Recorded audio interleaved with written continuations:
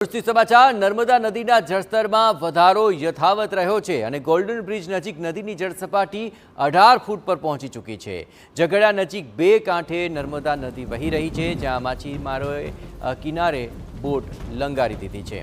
આપણે જણાવીએ કે અહીં સતત જે ઉપરવાસમાં ભારે વરસાદ અને ત્યારબાદ અહીં નર્મદા નદીમાં પાણી છોડવામાં આવી રહ્યું છે, તેને લઈને ઝઘડા નજીક બે કાંઠે નર્મદા નદી જોવા મળી રહી છે।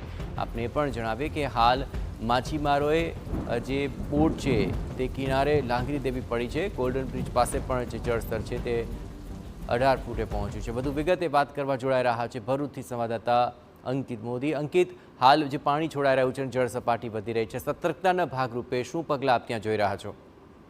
જી, હાલમાં તંત્ર દ્વારા સતર્કતાના પગલાંના ભાગરૂપે સ્થાનિક લોકોને નર્મદા નદીના કિનારે ન જવા સૂચના આપી છે। સાથે સાથે જે માછીમારો છે તેમની બોટ પણ નર્મદા કિનારે લંગારવામાં આવી છે।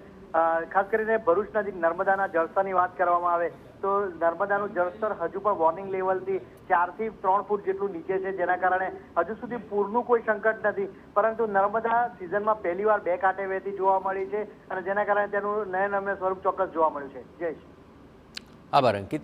તો માછીમારોને પણ કિનારે હવે બોટ લાંગરીને સુરક્ષિત થઈ ચૂક્યા છે। આ ઉપરાંત નદી કાંઠાના વિસ્તારોમાં પણ અવરજવર ન થાય તેને લઈને પણ સતર્કતા રાખવામાં આવી રહી છે।